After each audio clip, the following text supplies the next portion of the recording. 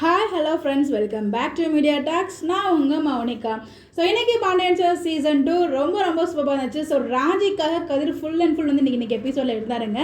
அது பார்க்குறதுக்கு நம்ம கதிரா அப்படின்ற மாதிரி தான் இருந்துச்சு. எப்பயுமே நம்ம 2 பேருக்குள்ள ஒரு அன்பான ஒரு பாண்டிங் இருக்கும், எதனாலுக்குள்ள ஒரு குட்டி சண்டையும் இருக்கும். ஆனால் இன்றைக்கி வந்து எபிசோடில் இந்த மாதிரி நான் அவரை பார்த்ததே கிடையாது. அவ்வளோ ஒரு பாசம்.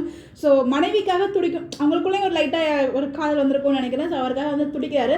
கீழே விழும்போது ஐயோ விழுந்துருச்சு, ஐயோ பார்த்து வலிக்குதா அப்படிலாம், ஐயோ யாரா இவர் அப்படின்ற மாதிரி தான் இருந்துச்சு இன்றைக்கி எபிசோட. நம்ம கதிரை பார்க்கும்போது எனக்கு கதிர் நம்ம பார்த்துருக்கவே மாட்டோம். ஸோ அவ்வளோ டிஃப்ரெண்ட்டாக வந்து ஆக்ட் பண்ணியிருந்தாங்க இன்றைக்கி எபிசோடில். ஸோ ஃபுல் அண்ட் ஃபுல் ராஜிக்காக எல்லா விஷயத்துலையும் த்ரூ அவுட் த எபிசோட் ராஜிக்காக அவர் வந்து சப்போர்ட் பண்ணி தான் இன்றைக்கி எபிசோட் ஃபுல்லாக கொண்டு போயிருந்தாங்க. ஸோ எந்த இடத்துலையுமே ராஜி விட்டு கொடுக்காம. ஸோ போலீஸ் ஸ்டேஷனில் கூட பார்த்தீங்கன்னா அந்த இடத்துல கதை அவங்க உண்மையை சொல்ல தான் வருவாங்க. ஆனால் வந்து அந்த இடத்துல எங்கே அது வந்து கொஸ்டின்லாம் கேட்கும்போது சங்கடமாயிடுமோ அப்படிங்கிற ரீசன்னால் அந்த இடத்துல அவர் வந்து கேட்க வந்து விடலை. அவரை நான் சொல்கிறேன் அப்படிங்கிற மாதிரி வந்து அந்த லவ் பண்ண பையனே நான் தான் அப்படிங்கிற மாதிரி சொல்லி அந்த கதையை வேறு மாதிரி ஸ்ட்ரெஸ் பண்ணி விட்டார். என்னோடய ஃப்ரெண்டை விட்டு நான் அவளை கூட்டார சொன்னேன், அவளுக்கே தெரியாமல் வந்து பார்த்தீங்கன்னா நகையை எடுத்துகிட்டு போயிட்டாங்க. ஸோ 6 மாதம் முன்னாடி நடந்தது. நாங்கள் தேடி பார்த்தோம், துபாயில் போயிட்டோம் அப்படிங்கிற மாதிரிலாம் சொல்லியிருக்காங்க. இப்போ நாங்கள் பார்த்தோம், அங்கே கண்டுபிடிச்சி கொடுங்கன்னு சொல்லும்போது எங்கே பார்த்தாலும் அந்த பாண்டியன் அப்போ யாருக்கு உங்கள் ஃபேமிலி எங்கே இருக்குன்னு சொல்லும்போது இவர் யோசிச்சுருக்காரு. டக்குன்னு அவசரம் கொடுக்குற மாதிரி வந்து நம்ம ஹீரோயின் இருக்காங்க இல்லையா ராஜி, வந்து பாண்டியன் இருக்காங்களே அவங்களோட பையன் மருமக அப்படின்னு சொல்லிட்டாங்க. ஓ அந்த பாண்டியன் பையனா நீங்கள் அப்படிங்கிற மாதிரி சொல்லி அங்கே ஒரு போலீஸ்காரி வந்து அங்கே பேச வருவாங்க. ஸோ இந்த மாதிரி வந்து எல்லா இடத்துலையும் அங்கே பாண்டியன் வந்து நின்றுருக்காங்க. ஸோ இது மூலியமாக கண்டிப்பாக பின்னாடி ஒரு பிரச்சனை எடுத்து நிறைய பாசிபிள் இருக்குது. அதனால் இந்த ஒரு ட்ராக் இப்போ கொண்டு வந்திருக்காங்க.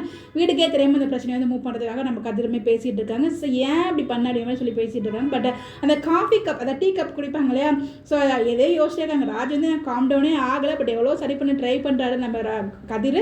அவங்க காம் டவுன் ஆகலை. ஸோ அதெல்லாம் டீ குடிக்கும்போது கப் கூட இல்லை பரவாயில்ல நானே போட்டுக்கிறேன் அதை கூட அப்படிங்கிற மாதிரி ஒரு அழகாக எடுத்துகிட்டு போவார். அது அழகுன்னு சொல்ல முடியாது, அது ஒரு கேஷுவலாக பண்ணுறதுமே நல்லா இருந்துச்சு. அந்த இடத்துல நம்ம ராஜியுமே லைட்டாக இது பண்ணுவாங்க. அந்த இடத்துல ஓவரால் நல்லா இருந்துச்சு இன்றைக்கி எபிசோட். ராஜிக்கு அதோட ஃபுல் அண்ட் ஃபுல் நம்ம ராஜிக்காக அவர் இருந்த மாதிரி தான் எனக்கு ஒரு ஃபீல் ஆச்சு. ஸோ நீங்கள் எபிசோட் பார்த்தீங்கன்னா எப்படி சொல்லி மறக்காமல் கமெண்ட்டில் சொல்லுங்கள். அந்த காரில் போகும்போது பாட்டு போடுறது, அதுக்கப்புறம் வந்து அவர் ஃபீல் எதுவுமே வந்து ரொம்ப ஃபீலிங்கில் இருந்தாலும் அங்கேயும் பேசுறதுக்காக வராங்க. அப்புறம் ரோட்டில் வந்து யாரையோ ஒருத்தவங்களை பார்த்து கண்ணுங்கிற மாதிரி சொல்கிறாங்க.